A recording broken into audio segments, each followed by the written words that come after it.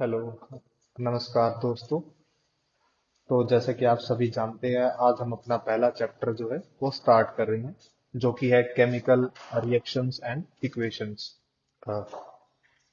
तो आज हम इसका बिल्कुल बेसिक से स्टार्ट करेंगे, ताकि आपको ये आसानी से समझ आ। तो चलिए शुरू करते हैं, लेके श्री गणेश का नाम। तो पहली जो टर्म है हम मैटर से समझेंगे। The entire universe is made up of matter and energy. जो हमारा पूरा ब्रह्मांड है वो पदार्थ और ऊर्जा से मिलकर बना हुआ है। हाँ, matter, anything anything that has mass and occupy space is called matter.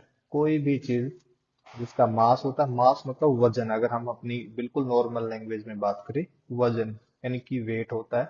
वैसे इसका असली मीनिंग होता है द्रव्यमान। एंड ऑक्यूपाइज स्पेस यानी जो स्थान को घेरती है। कोई भी वस्तु जिसका वजन होता है और वो स्थान को घेरती है, उसको पदार्थ या मैटर कहते हैं। एग्जाम्पल हम ले सकते हैं, जैसे कि हवा, शुगर, चीनी होगी, जैसे पेन, पेंसिल, टेबल और बाकी जितनी भी चीजें आप अपने आसपास देख पा रहे हो, वो सभी की सभी चीजें are composed of matter because they have mass and occupy space. वो सारी की सारी चीजें पदार्थ से मिलकर बनी हुई है, क्योंकि उनका एक द्रव्यमान होता है और वो स्थान को घेरती है। आप हाँ, चलिए नेक्स्ट आगे चलते हैं। ये थी पहली टर्म। अब हम बात करते हैं मैटर को क्लासिफिकेशन। अब मैटर को वर्गीकृत कैसे किया जा सकता है? तो classification of matter. Matter can be classified into two ways. Matter को दो तरीके से, पदार्थ को दो तरीके से वर्गीकृत किया जा सकता है। तो सबसे पहला है फिजिकल क्लासिफिकेशन ऑफ मैटर। तो पहला है भौतिक वर्गीकरण। दूसरा है केमिकल क्लासिफिकेशन ऑफ मैटर। तो दूसरा है रासायनिक वर्गीकरण। तो सबसे पहले हम देखते हैं कि फिजिकल क्लासिफिकेशन किस चीज के ऊपर बेस्ड है। देखिए, फिजिकल क्लासिफिकेशन ऑफ मैटर। तो सबसे पहले हम इसको पढ़ते हैं। Depending upon the physical state of matter, it can be classified into three states, namely solid, liquid and gaseous state. ठीक है। पदार्थ की जो भौतिक अवस्था के आधार पर जो पदार्थ है, उसको तीन जो अलग अलग स्टेट के अंदर हम वर्गीकृत कर सकते हैं। तो सबसे पहला है सॉलिड यानी ठोस अवस्था, उसके बाद लिक्विड और तीसरा है गैस स्टेट। तो पदार्थ को हम अभी जो है उसकी भौतिक अवस्था के आधार पर, भौतिक अवस्था का मतलब है जो वो हमारे नेचर के अंदर किस अवस्था में पाई जा सकती है। जैसे कि ठोस अवस्था यानी सॉलिड, या लिक्विड यानी कि तरल अवस्था में हम कह सकते हैं, गैसेस स्टेट यानी गैसेस फॉर्म में अगर वो हो तो। चलिए नेक्स्ट आगे। तो सबसे पहले पढ़ते हैं सॉलिड स्टेट के बारे में। Solid has a definite shape and definite volume. जो एक ठोस है, ठोस के पास डेफिनेट शेप होती है यानी आकार होता है, और definite volume. Thus, the solid are generally hard and rigid. इसलिए जो सॉलिड है आमतौर बहुत ही हार्ड होते हैं, मजबूत होते हैं। हाँ, फॉर एग्जाम्पल लकड़ी, टेबल, कॉपर और भी काफी सारी चीजें हो सकती है। इसमें कॉमन सॉल्ट यानी सोडियम क्लोराइड, जो घर में आप नमक इस्तेमाल करते हैं, वो भी सॉलिड स्टेट में होता है। In solids the particle are closely packed. अब हम जो पढ़ रहे हैं, हम ये जानते हैं कि सॉलिड स्टेट जो है उसके सॉलिड होने के पीछे रीजन क्या है, यानी ठोस का ठोस होने का कारण क्या है। तो ऐसी क्या चीज है सॉलिड के अंदर, सॉलिड के पार्टिकल के अंदर, जो उसको मजबूत बनाने में हेल्प करती है। In solid, the particles are closely packed and the empty space between the particles are very small. ठीक है। जो सॉलिड के अंदर है, पार्टिकल एक दूसरे के बिल्कुल क्लोजली पैक्ड होते हैं। मान लीजिए कुछ पार्टिकल मैं यहाँ बना देता हूँ, ये पार्टिकल हो गए सॉलिड के, इस तरीके से। जो ये पार्टिकल्स हैं, ये जितना मैंने स्पेस दिखाया उतना भी नहीं होता है रियल लाइफ में, सिर्फ समझाने के लिए। तो ये बिल्कुल एक दूसरे के साथ ऐसे सटे होते हैं, बिल्कुल क्लोजली पैक्ड होते हैं। इनके बीच में जो स्पेस है वो बहुत ही कम होता है। Due to close packing of particles, particles की क्लोज पैकिंग के कारण they can only vibrate about their fix position, वो सिर्फ अपनी फिक्स पोजीशन के ऊपर वाइब्रेट ही कर सकते हैं। यानी कि वो ना इधर लेफ्ट जा सकते हैं ना राइट जा सकते हैं, सिर्फ अपनी पोजीशन के ऊपर, अपनी मेन पोजीशन के ऊपर वहीं पर वो वाइब्रेट करते हैं। That is can have only vibratory motion. तो सॉलिड्स के पास जो सॉलिड के पार्टिकल्स हैं उनके पास सिर्फ एक ही मोशन होती है, उसको बोलते हैं वाइब्रेटरी मोशन, यानी कि सिर्फ वो अपनी मेन पोजीशन के ऊपर वाइब्रेट कर सकते हैं। Due to fixed position of the particle of in solid, solid के अंदर पार्टिकल की पोजीशन फिक्स होने की वजह से they have highly ordered arrangement and this give definite regular shape to the crystal. ठीक है, क्योंकि हाईली ऑर्डर्ड होने की वजह से, अरेंजमेंट होने की वजह से वो सॉलिड को एक रेगुलर शेप प्रोवाइड करवाती है जो उसकी क्रिस्टल होती है। The regular ordered arrangement of the particle in solid is called lattice. जो रेगुलर ऑर्डर अरेंजमेंट होती है सॉलिड के पार्टिकल्स की, उसको लेटिस बोलते हैं। मान लीजिए हम ये कुछ पार्टिकल्स हैं ये सॉलिड के, एक दो तीन ऐसे मैं कुछ बना देता हूँ साइड में।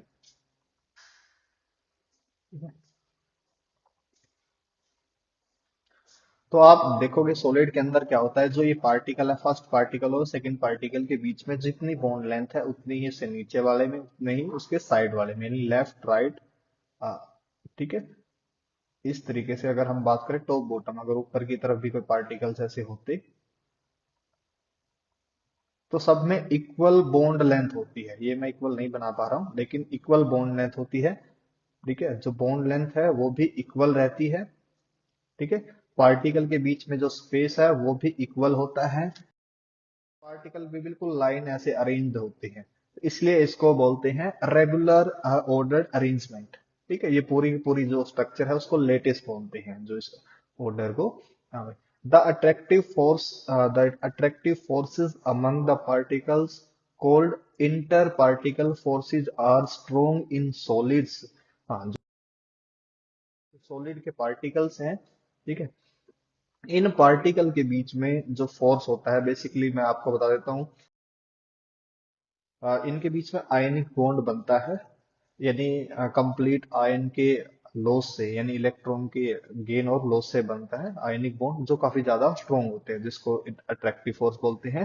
तो जो अट्रैक्टिव फोर्स है इंटर पार्टिकल, इंटर पार्टिकल मतलब पार्टिकल के बीच में, पार्टिकल के बीच में जो फोर्स है उस फोर्स का मैग्नीट्यूड बहुत ही ज्यादा है, जिसकी वजह से उस फोर्स को तोड़ने के लिए हमें ज्यादा अमाउंट में एनर्जी लगती है। तोड़ने के लिए बॉन्ड आसानी से नहीं टूटेगा, तो ज्यादा एनर्जी देनी पड़ेगी।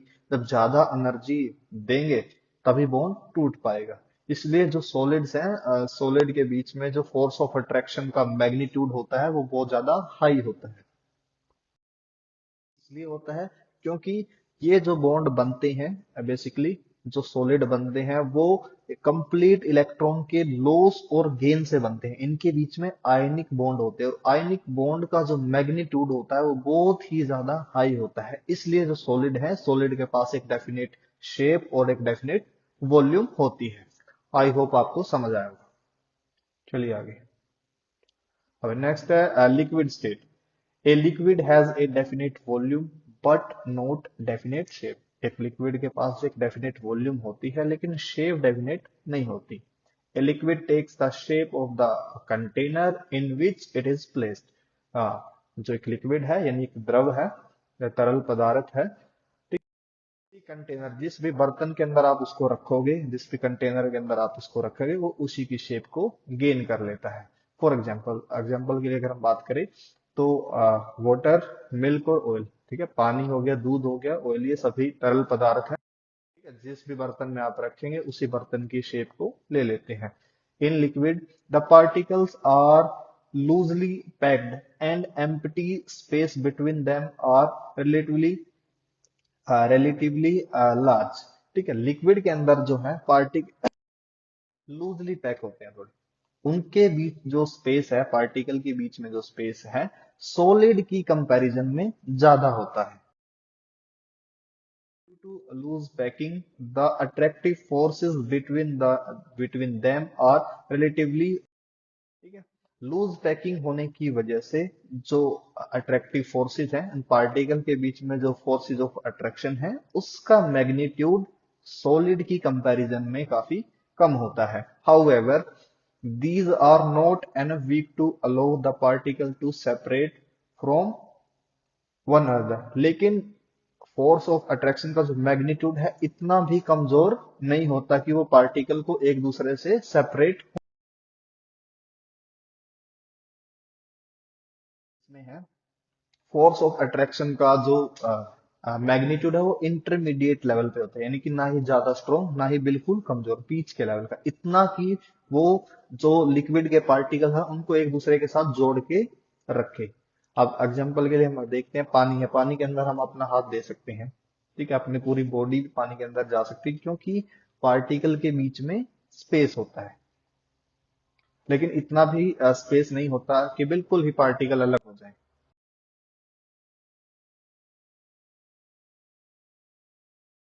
The liquid have definite volume but not have fixed shape, इसलिए जो है लिक्विड के पास एक डेफिनेट वॉल्यूम तो होती है लेकिन शेप डेफिनेट नहीं होती है।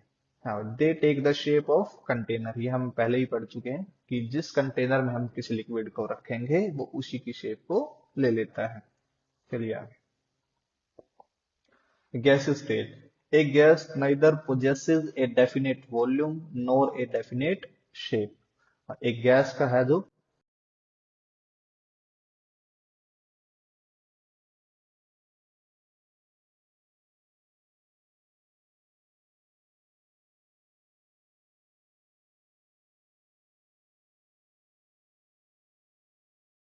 वेसल के अंदर किसी गैस को डाला जाता है, उसकी वॉल्यूम के बराबर जो है ये स्थान घेर लेती है। फॉर एग्जाम्पल अगर हम बात करें तो air, oxygen, hydrogen, carbon dioxide, जितने भी गैसेज हैं, एयर तो एक मिक्सचर है गैसेज का जिसमें लगभग सारी गैसें आगे, जैसे एयर के अंदर नाइट्रोजन गैस होती है, ऑक्सीजन होती है, और बाकी जो गैसेज है वो ट्रेस अमाउंट, ट्रेस मतलब बहुत ही कम मात्रा में होती है। In gases, the particles are very loosely packed and empty space between them are very large. Gases जो है पार्टिकल वो एक दूसरे के साथ बहुत ही कम पैक होते हैं, बिल्कुल लूजली पैक होते हैं, ठीक है, और जो स्पेस है पार्टिकल के बीच में वो बहुत ही ज्यादा है। एज ए रिजल्ट, जिसके रिजल्ट में the attractive force between the particle are very very small, so that their movement is easy and fast. They can move to each corner of the vessel, and therefore gases do not have definite shape and definite volume. क्योंकि जो particle के बीच में अब जो gap है वो काफी ज्यादा हो गया है, गैप ज्यादा होने की वजह से पार्टिकल इन जो गैसियस पार्टिकल है वो आसानी से कंटेनर के अंदर मूव कर पाते हैं, ठीक है, इसकी वजह से वो कंटेनर के या फिर किसी वेसल के हर एक कॉर्नर के अंदर जा सकते हैं। और इसलिए जो गैसेस है, गैसेस के पास ना तो कोई डेफिनेट शेप होती है ना ही डेफिनेट वॉल्यूम होती है। रीजन है जो फोर्सेज ऑफ अट्रैक्शन का मैग्नीट्यूड है, मैग्नीट्यूड वो बहुत ही ज्यादा कम है, बहुत ही ज्यादा कम है, लिक्विड से बहुत ज्यादा कम है, ठीक है, कंपैरिजन तो बिल्कुल ना के बराबर आप कह सकते हैं, नेग्लिजिबल। इसलिए जो गैसेस हैं वो बहुत ही ज्यादा कंप्रेसिबल होती है, उनको बहुत ज्यादा कंप्रेस करके उनके पार्टिकल को पास पास में हम रख सकते हैं। चलिए नेक्स्ट आगे। These three states of matter are interconvertible by changing the conditions of temperature and pressure, ठीक है, जो ये तीन स्टेट्स हैं यानी कि हमने अभी पढ़ी सॉलिड, लिक्विड और गैसेस, इनको हम एक दूसरे के अंदर कन्वर्ट कर सकते। एक दूसरे का मतलब क्या है, सॉलिड को लिक्विड में, लिक्विड को गैस में, ऐसे ही गैस को लिक्विड में, लिक्विड को सॉलिड में, और सॉलिड से डायरेक्टली गैस में भी कन्वर्ट हो सकता है। लेकिन उसके लिए क्या होगा, हमें टेम्परेचर और प्रेशर को चेंज करना पड़ेगा। तो पहले हम टेम्परेचर का इफेक्ट मैं आपको बता देता हूँ, ठीक है। जब आप किसी सॉलिड को गर्म करोगे, ठीक है, नहीं सॉलिड को अगर आप हीट करोगे, एनर्जी दोगे, तो वो लिक्विड में कन्वर्ट होगा, ठीक है। जब उस लिक्विड को और फर्दर जो है आप हीट करोगे तो वो गैसियस फॉर्म में जा सकता है। और जो अमाउंट ऑफ हीट है हर एक जो सब्सटेंस के लिए है वो अलग होगी। ऐसे ही हम क्या कर सकते हैं, अब गैसियस है, कोई गैस स्टेट के अंदर है, ठीक है, गैस को अगर हम कूल करते हैं, ठंडा करते हैं, तो वो लिक्विड स्टेट के अंदर कन्वर्ट हो जाएगी। अगर ये कूलिंग हम आगे फर्दर तक लेके जाते हैं, आगे तक बढ़ाते हैं, तो ये सॉलिड में कन्वर्ट हो सकता था। ये तो था हमने टेम्परेचर का इफेक्ट मैंने बताया, जब टेम्परेचर आपने बढ़ा दिया तो सॉलिड को आप लिक्विड से, लिक्विड को गैसेस के अंदर कन्वर्ट कर सकते हैं। जब आपने टेम्परेचर को कम कर दिया तो गैस को आप क्या कर सकते हैं, लिक्विड में, लिक्विड को सॉलिड के अंदर कन्वर्ट कर सकते हैं। अब दूसरा है प्रेशर। अगर गैसेस को आप के ऊपर आप प्रेशर हाई करोगे, प्रेशर ज्यादा अप्लाई करोगे, ठीक, तो गैसेस क्या करेगी, सबसे पहले उसके पार्टिकल, गैसेस के पार्टिकल बिल्कुल क्लोज क्लोज आना स्टार्ट हो जाएंगे। तो वो सबसे पहले जो है लिक्विड में कन्वर्ट होगी। अगर हम और ज्यादा प्रेशर को इंक्रीज कर देते हैं, और ज्यादा प्रेशर, तो वो सॉलिड में भी कन्वर्ट हो सकती है, बट वो एक सूडो सॉलिड होगा। आई होप आपको यहाँ तक समझ आ गया होगा। ठीक है, जो मैटर की जो स्टेट है, सॉलिड, लिक्विड और गैस स्टेट, ये इन तीनों स्टेट को ये एक दूसरे के अंदर चेंज की जा सकती है। इंटर कन्वर्टिबल का मतलब होता है एक दूसरे के अंदर जो ये परिवर्तित हो सकती है। लेकिन कंडीशन क्या है, आपको या तो टेम्परेचर चेंज करना पड़ेगा या फिर प्रेशर चेंज करना पड़ेगा। चलिए नेक्स्ट आगे। हाँ, अब हम बात करते हैं chemical classification of matter. The chemical classification of matter is based upon its composition. Chemical classification है पदार्थ का, वो उसकी कंपोजिशन पर डिपेंड करता है। अब कंपोजिशन का मीनिंग क्या है, कोई भी पदार्थ है, कोई भी सब्सटेंस है, वो किस चीज से मिलकर बना हुआ है, वो होगी उसकी केमिकल कंपोजिशन। जैसे कि अगर हम एग्जांपल के तौर पर ले लेते हैं वाटर को, H2। अब जो पानी है वो हाइड्रोजन और ऑक्सीजन से मिलकर बना हुआ है। ठीक है, जो ये वाटर है, ये H2 वाटर का फॉर्मूला है, केमिकल फॉर्मूला। तो इसके अंदर जो हाइड्रोजन और ऑक्सीजन जुड़े हैं, तो ये हाइड्रोजन और ऑक्सीजन इसकी केमिकल कंपोजिशन होगी। केमिकल कंपोजिशन जिस कंपोनेंट से मिलकर ये बनते हैं। हाँ, different substance differ from each other in their constituent composition. जो अलग अलग पदार्थ है, यानी विभिन्न पदार्थ है, वो एक दूसरे से विभिन्न होते हैं, उनकी जो केमिकल कंपोजिशन है वो भी अलग होती है। यानी अलग अलग पदार्थों की केमिकल कंपोजिशन अलग अलग होती है। अब हम इसको भी एग्जांपल से समझ सकते हैं, जैसे कि H2O है, उसमें हाइड्रोजन है। अब हम बात करें नमक की, जो साधारण नमक हम यूज करते हैं, सोडियम क्लोराइड, तो उसमें जुड़े हैं, उसका फॉर्मूला होता है सोडियम क्लोराइड। जो साधारण नमक हम यूज करते हैं, उसमें सोडियम और क्लोरीन जुड़े हैं। ऐसे ही अगर हम बात करें अमोनिया की, अमोनिया के अंदर होता है NH3, उसमें नाइट्रोजन और हाइड्रोजन जुड़े होते हैं। अगर हम बात करें मीथेन की, तो उसमें होता है CH4, कार्बन और हाइड्रोजन जुड़े होते हैं। तो यहां से आप समझ सकते हैं अलग अलग जो पदार्थ है, जितने भी मैंने पदार्थ यहाँ पर आपके सामने लिखे हैं, सभी की केमिकल कंपोजिशन अलग अलग होती है। On the basis of chemical composition, chemical composition के आधार पर matter can be classified as, तो मैटर को आगे भी हम क्लासिफाइड कर सकते हैं प्योर सब्सटेंस यानी शुद्ध पदार्थ, और मिक्सचर यानी मिश्रण के अंदर हम इनको क्लासिफाई कर सकते हैं। आगे नेक्स्ट देखिए। और सबसे पहले हम बात करेंगे प्योर सब्सटेंसेस, जो कि होते हैं शुद्ध पदार्थ, शुद्ध। अब यहाँ पर जो केमिकली शुद्ध किसको बोला जाता है, pure substance consist of, pure substances consist of single type of particles. ठीक है, जो शुद्ध पदार्थ है उसमें सिर्फ एक टाइप के पार्टिकल होते हैं। आगे देखते हैं, चलिए। All the constituent particle of a pure substance are same in their chemical nature.